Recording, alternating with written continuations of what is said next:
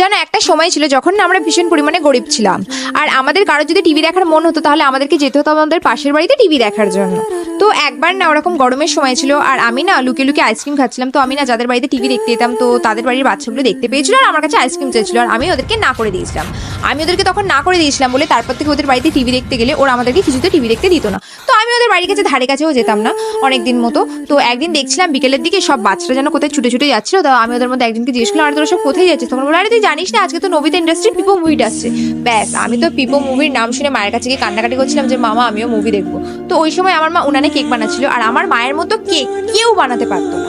আর এমনিতেও মায়ের হাতের বানানো যে কোনো জিনিসের টেস্টটাই আলাদা। তো তারপরে আমার মা ওদের জন্য কেক বানিয়ে দিয়েছিল, আর আমি ওদের জন্য কেক নিয়ে যেতে তারপরে গিয়ে ওরা আমাদেরকে মুভিটা দেখতে দিয়েছিল।